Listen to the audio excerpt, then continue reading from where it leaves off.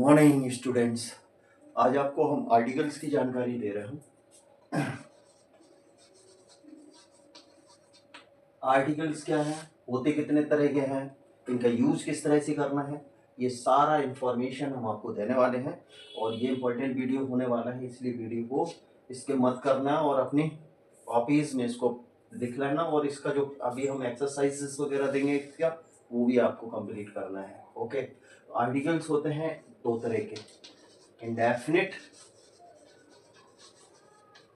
और दूसरा is definite. Indefinite और डेफिनिट। इंडेफिनिट डेफिनिट में आर्टिकल द आता है, इसको हम द भी पढ़ते हैं और दी भी पढ़ते हैं। द कब पढ़ने, कॉन्सोनेंट साउंड के साथ और वाउल साउंड के साथ हम इसको दी पढ़ते हैं। दी एंड हो गया, दी एलिफेंट हो गया, इस तरह से the boy the girl. Indefinite article में ए आता है, एन आता है, जीरो आर्टिकल आता है। इसकी नॉलेज बहुत कम स्टूडेंट्स को होती है, इसको हम आपको बताएंगे, इसको डिटेल कर लेना। ये क्योंकि ये तो पता लग जाता है, हमें बताया जाता है कि आर्टिकल का यूज़ कहाँ करना है, ये कभी नहीं बताया जाता है कि आर्टिकल का यूज़ कहाँ नहीं करना है। वो यहाँ पे हम क्लियर करेंगे, सम एंड एनी। और सबसे इम्पोर्टेंट चीज़ याद रखिएगा, जितने भी आर्टिकल्स होते हैं इन सब का यूज़ हमेशा काउंटेबल नाउन्स के साथ होता है। सिंगुलर के साथ इनका यूज होता है, इसका प्लूरल के साथ भी यूज होता है। लेकिन अगर मैं बात करूं आर्टिकल्स ए एन की, ए एन, क्योंकि इसको ही स्टार्ट कर रहा हूं मैं, इसका जब यूज करेंगे हम, अगर मैं बात करूं तो इसका यूज सिंगुलर, पहली कंडीशन वो सिंगुलर होना चाहिए। दूसरी कंडीशन काउंटेबल होना चाहिए। सिंगुलर काउंटेबल नाउन्स के साथ में आर्टिकल ए और एन का यूज होता है। ये कॉमन है दोनों में कि आर्टिकल ए और एन का यूज कहाँ करना है। तो पहली शर्त वो नाउन सिंगुलर होना चाहिए, दूसरी शर्त उसको काउंटेबल होना चाहिए। अच्छा, ये एक चीज हो गई कि सिंगुलर हो, काउंटेबल जिसको आप गिन सकते हो। अच्छा, अनकाउंटेबल में भी इसका यूज किया जा सकता है क्या? तो आंसर आता है वो नाउन जिसको कुछ हद तक भी गिना जा सके। सारे अनकाउंटेबल के साथ नाम नहीं आता कि इसको सिंगुलर से प्लूरल बनाने के लिए इसका यूनिट का यूज किया जाता है। नापने तौलने का जो इकाई होती है उसकी यूनिट से इसको सिंगुलर प्लूरल किया जाता है। लेकिन अनकाउंटेबल के साथ भी हम आर्टिकल का यूज ए एन का कर सकते हैं। ये वो आर्टिकल्स, वो नाउन्स जिसको हम कुछ हद तक गिन लें। जैसे स्टार को आपने देखा होगा, स्टार्स लिखा रहता है, क्यों? क्योंकि आप पूरे नहीं गिन सकते, कुछ हद तक गिन सकते हैं। पेविल्स, पेविल आपने देखा होगा, पेविल्स कंकड़ पत्थर कुछ हद तक गिने जा सकते हैं, जिनको हम कुछ हद तक, लीफ का लीव्स, लीफ लीव्स कुछ हद तक गिन रहे हैं। जिसको हम वो अनकाउंटेबल नाउन जिसको हम कुछ हद तक गिन लें, उसको भी हम उसके साथ भी आर्टिकल ए एन का यूज कर सकते हैं। ये कंडीशन होती है आर्टिकल ए एन की। अब बात आती है ए का यूज कहाँ करना है और एन का यूज कहाँ करना है।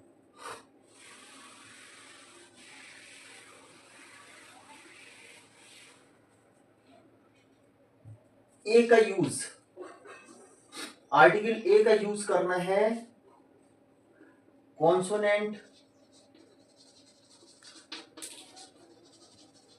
साउंड्स के साथ। कहां करना है आर्टिकल ए का use?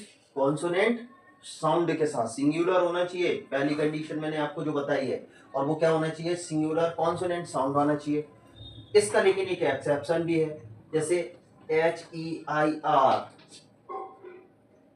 H E I R, H O N O U R, H O N E S T, honest, H O U R, ये सारे लेटर देख रहे हैं एस से शुरू है, बट सॉरी एस से शुरू है, और सबका बिगिनिंग का लेटर कौन सा है? एच। और ये एक्सेप्शन है, मैंने शायद आपको प्रोनाउंसिएशन वाले सेक्शन में बताया था, शुरुआत में आप लोगों को बताया था कि एच अगर किसी सिलेबल का पहला अक्षर हो तो ही उसे पढ़ा जाता है, अन्यथा वो साइलेंट होता है। लेकिन यहाँ पे एच देखें आप, एच सारे सिलेबल का पहला अक्षर है, तब ये साइलेंट है। ये एक्सेप्शन है एच का। उस प्रोनाउंसिएशन वाले सेक्शन में मैंने इसको क्लियर किया था। अभी नहीं क्लियर है तो फिर आप देख लो, ऐसे शुरू होने वाले ये चार वर्ड ही है जो शुरू एस से होते हैं बट एच या हा की आवाज नहीं निकालते, इन सब के पहले हमें काय का यूज करना होता है, एन का यूज करना होता है, क्योंकि कॉन्सोनेंट साउंड के साथ ही ए का यूज होगा, बाउल साउंड के साथ नहीं यूज होगा, बाउल साउंड के साथ एन का यूज होगा। ये है एक्सेप्शन। आपको शायद ये चीज समझ में आ गई होगी। अब आता है आर्टिकल एन। एन का यूज होता है बाउल साउंड के साथ। बाउल साउंड्स के साथ होना है काय का यूज, एन आर्टिकल का यूज होता है। ठीक है। अभी जैसे अब इसमें भी देखें आप, जैसे यूनिवर्सिटी, ONE1। अब जब आप इसको पढ़ रहे हैं ना, तो ये आवाज काय की दे रहा है, देखिए कौन बाउल से आवाज काय की दे रहे हैं, कॉन्सोनेंट की दे रहे हैं। अगर इसके पहले आर्टिकल आएगा तो एन का यूज होगा, ठीक है ना। An university, an a 1 rupee note, a university, a university, a 1 rupee note दे दो, श्योर। अब यूनिवर्सिटी, a 1 rupee नोट, ये हो गया एन की कंडीशन। अब क्या होगा, कुछ एक लेटर्स हैं जिनको अगर अक्षर फॉर्म में पढ़ा जाएगा, कुछ एक लेटर्स हैं जिनको हम अक्षर फॉर्म में पढ़ते हैं, तब हम उसमें आर्टिकल एन का यूज करते हैं। कौन से हैं, कुछ एक लेटर्स हैं, फिर से सुन लीजिए, जो कुछ एक लेटर्स हैं जिनको हम अक्षर फॉर्म में पढ़ते हैं, और क्योंकि अक्षर फॉर्म में पढ़ने पे उनका प्रोनाउंसिएशन बाउल साउंड करता है, देन उसमें हम आर्टिकल एन का यूज करते हैं। जैसे एफ, एच, एल, एम, आन, एन, आर, एस, ये आप देख रहे हैं, इनको हम जब पढ़ते हैं तो ये अक्षर फॉर्म में आते हैं, और जब ये अक्षर फॉर्म में हम इनका यूज करेंगे, देन इसमें हम आर्टिकल एन का यूज करेंगे। जैसे N, F O, F, S D O, H D O, N S D O, N, M L A, अक्षर फॉर्म में पढ़ रहे हैं सबको, सबके पहले क्या यूज होगा, एन का यूज होगा, क्योंकि जब हम इनको अक्षर फॉर्म में पढ़ते हैं देन इनका प्रोनाउंसिएशन बाउल साउंड करता है। और क्या,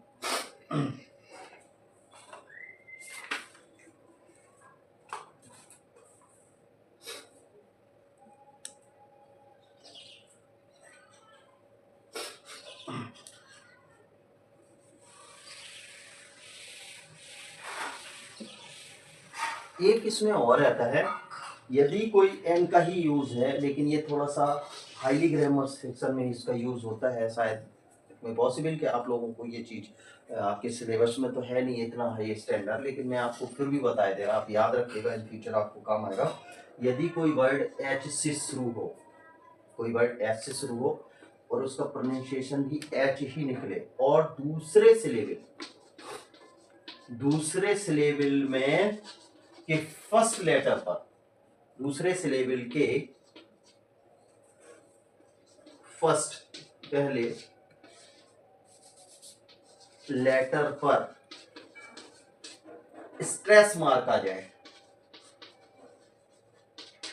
स्ट्रेस मार्क आ जाए, तो फिर हम यहां पे क्या का यूज करेंगे, फिर हम एन का यूज करेंगे, एन यूज करते। ये है कंडीशन, एच से कोई वर्ड शुरू हो सिलेबल, और दूसरे सिलेबल, एच से कोई वर्ड शुरू होना है, दूसरे सिलेबल के पहले अक्षर पर स्ट्रेस मार्क लगा हो, इस तरह से स्ट्रेस मार्क लगा होता है, आ जाए, तो उसमें हम फिर आर्टिकल एन का यूज करते हैं। जैसे एग्जांपल देख लो, जैसे होटल, HOTEL, इसको जब आप डिक्शनरी में देखोगे तो यहाँ पे स्ट्रेस मार्क होगा, इसको क्या पढ़ते हैं, एन, होटल। तो इस कंडीशन में भी हम फिर एन का यूज करेंगे, ना कि ए का। ये एक्सेप्शन होता है ग्रामर का, हार्ड सेक्शन कहलाता है ये, और सबसे ज्यादा टिपिकल लैंग्वेज में इसका यूज होता है। तो इस तरह के वर्ड्स आपको याद करना पड़ेंगे।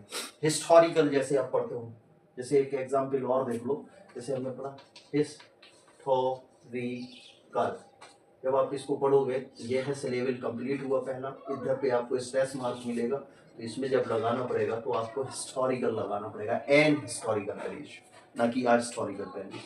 ठीक है, आई होप ये आपको ये एन में डिफरेंस समझ में आ गया होगा। सम और एनी क्या डिफरेंस है इनमें,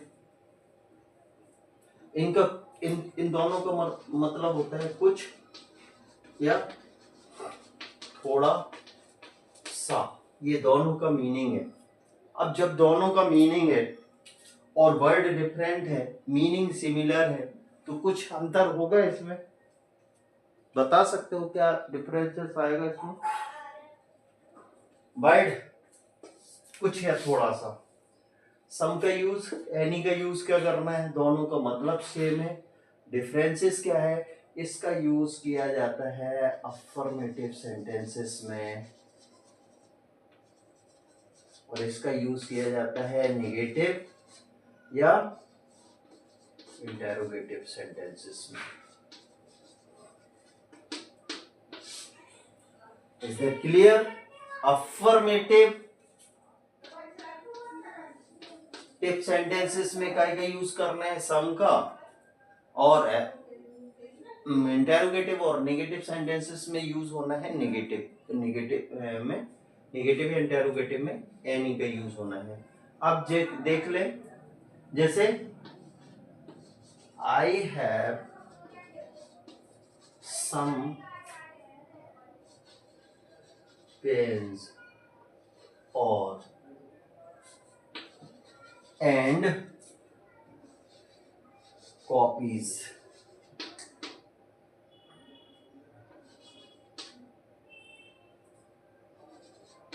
to write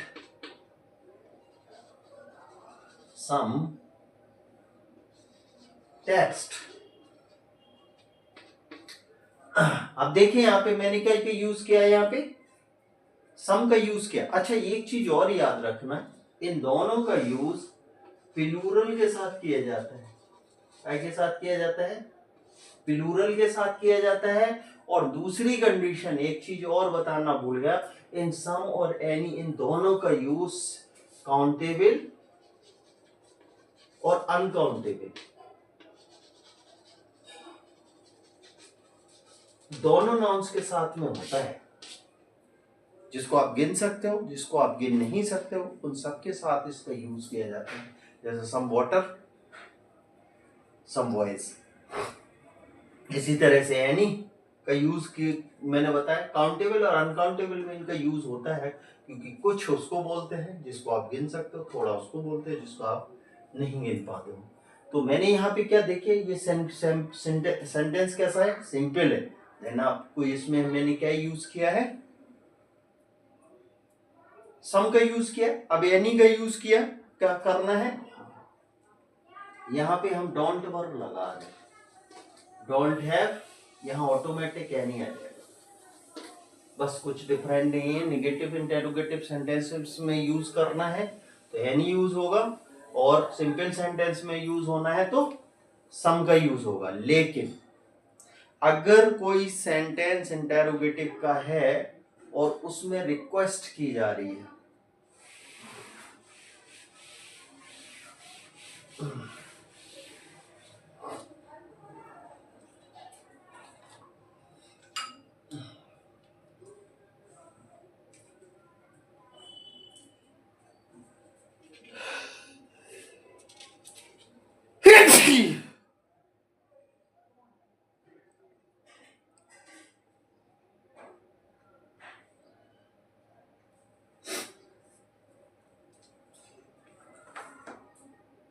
यदि कोई सेंटेंस क्या का है, इंटेरोगेटिव का है, इंटेरोगेटिव का वो सेंटेंस है और उसमें क्या एडवाइस या रिक्वेस्ट, ये रिक्वेस्ट एडवाइस आ रही है, देन यूज, फिर आप क्या यूज करोगे, फिर इस कंडीशन में इस तरह के इंटेरोगेटिव में आप सम का यूज करोगे, ना कि एनी का। ठीक है, जैसे will you pass some salt to me. Will you pass some salt to me? क्या कर रहे हैं आप? रिक्वेस्ट कर रहे हैं। और दूसरा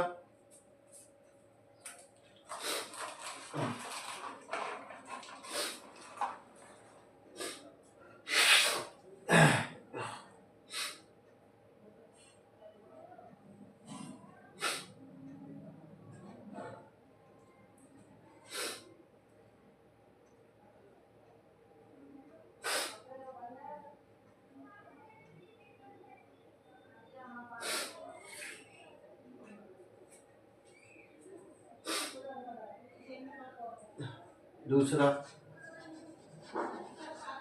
would you mother give me some more money for my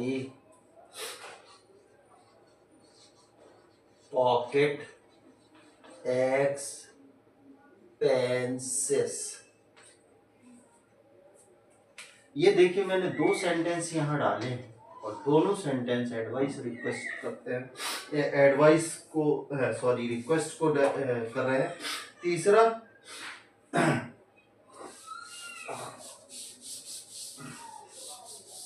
तीसरा सेंटेंस है can you give me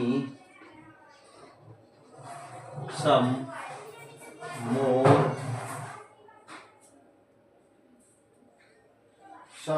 more information. ये मैंने आपको देखिए सेंटेंसेस डाले हैं और आपको यहाँ पे मैंने सम और एनी का यूज बता दिया है हो, तो आपको ये चीज़ समझ में आ गई होगी क्योंकि बहुत इजी होता है इसको समझना और बहुत कठिन है। ये सेंटेंस अगर आपको समझ में नहीं आता तो यही बहुत कठिन हो जाता है।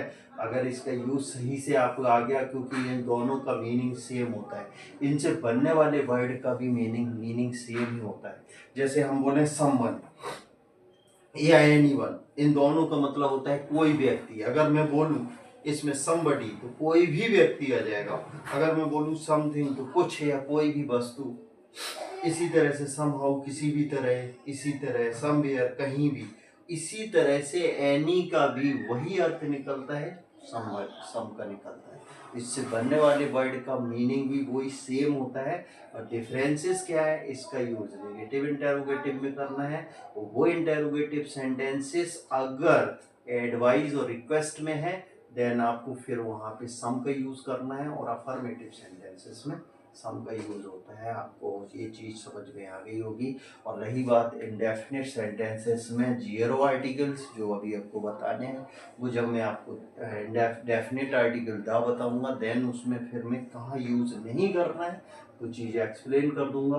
आपको ये चीज़ समझ में आई होगी। होप सो आप इसको कर लेंगे, कंप्लीट करोगे, आपको ये चीज़ समझ में आएगी। इससे रिलेटेड एक्सरसाइज आपको आपकी उसमें कॉपी में करना है, और वो जब स्कूल रेगुलरिटी में आएगा देन मैं आपको वो चेक कर लूँगा। Thank you.